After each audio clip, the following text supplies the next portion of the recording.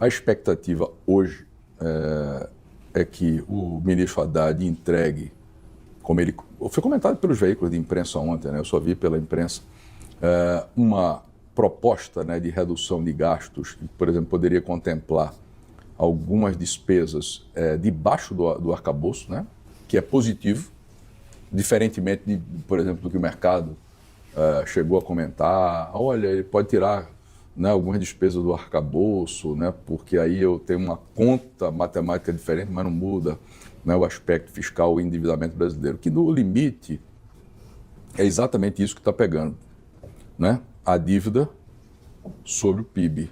Com uma taxa de juros mais alta, né, ela deve atingir 70%, e o gasto público, obviamente, né, 79,5% no final desse ano, e poderia crescer, né, para mais de 80% ao longo de 2025. É isso que o mercado questiona no limite. Tá? Agora, eu acredito que a gente tem uma boa chance de ver, né, o ministro Haddad trazendo informações importantes aqui, né, na sua proposta para conter gasto público. Né? O mercado não quer ver somente a arrecadação, né? Ele quer ver o gasto público contido, né?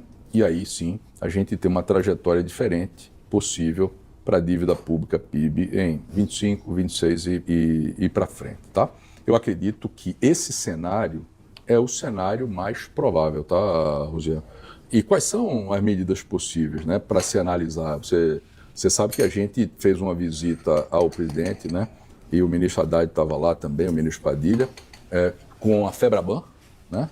Então, um conjunto de bancos e o que foi falado, ninguém foi lá para fazer nenhum tipo de reivindicação, muito pelo contrário, né? Para apoiar, né, o ministro Haddad na sua política fiscal, tá certo?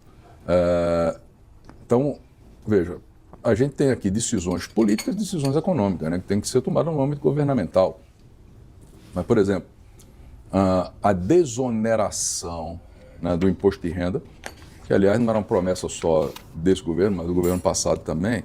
Veja, se você desonerar, eu sou a favor de certos movimentos políticos também, acho que tem mérito até em se falar isso, tá?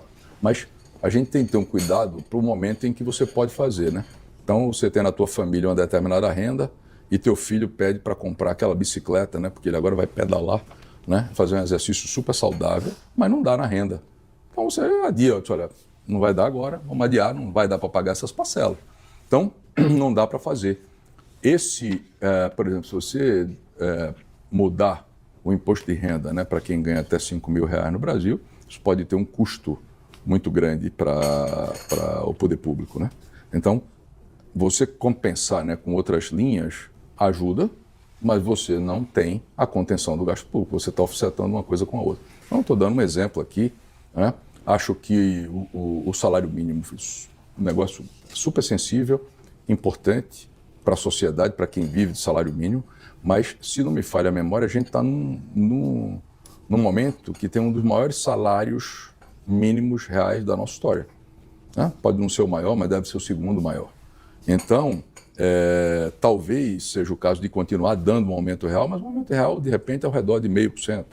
Não um aumento real muito maior do que esse. E assim sucessivamente. Quer dizer, há muitas formas de se conter o gasto público, né, indo ao encontro do que deseja a sociedade, tá certo? Com decisões econômicas e decisões políticas. Eu vejo...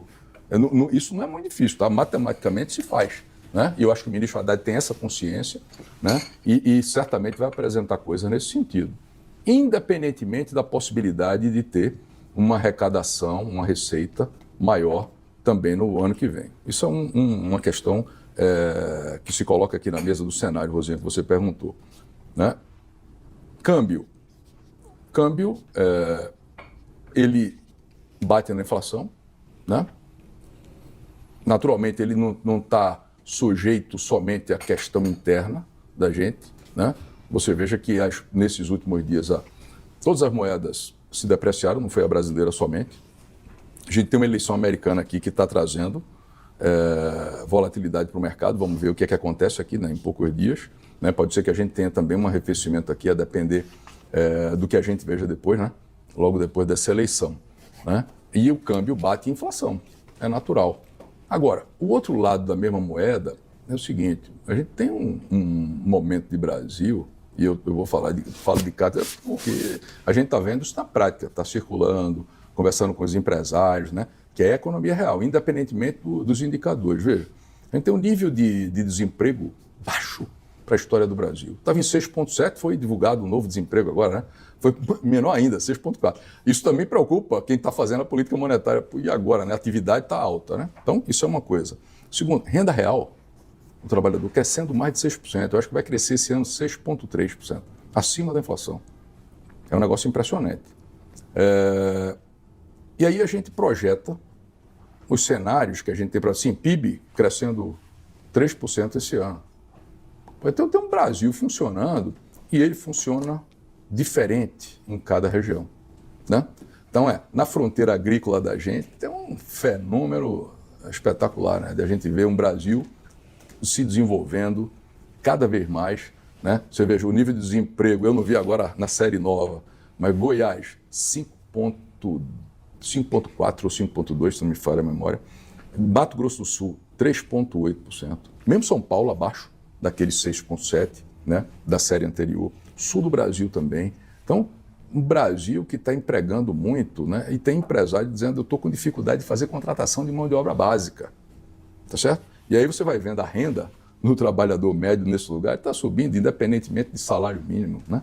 Então, a gente tem aí aqui um Brasil que a produtividade atingida em certos setores, Osian e Matheus, tem crescido e a gente não tem capturado isso, né? E quando você vai ver essa economia real, é pujante, né? E, obviamente, aqui a gente também está capturando isso no nosso modelo, né?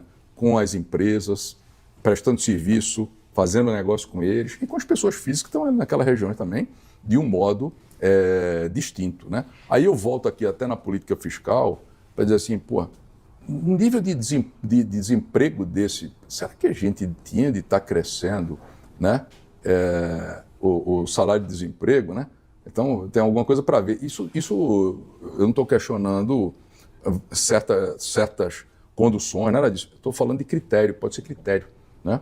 Você tem um critério passado que funcionava, agora tem de rever esses critérios. É simples assim, né? E aí você endereça também outros gastos fiscais. O próprio Ateste Med, né? Que cresceu de forma significativa. E aí eu via já o anúncio do presidente do INSS mudando alguns critérios, né? Parece que eles vão endereçar esse tema. Isso pode custar adicionalmente 15 bilhões por ano. E eu te digo o seguinte, esse mercado não são os bancos aqui, né? São outros agentes econômicos, né? Ela cria expectativa, eles criam expectativas diferentes, né? Por conta, a variável é essa, do endividamento público, né?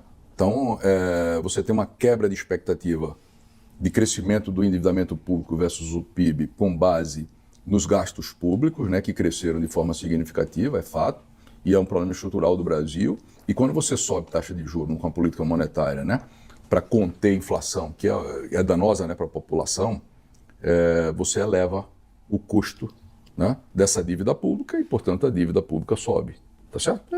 Esse é o balanço que a gente tem aqui, né? E é o balanço desafiador. Então, isso é uma quebra de expectativa. Por isso se espera que o governo entregue a contenção dos gastos públicos para a gente ver um cenário de expectativas melhor.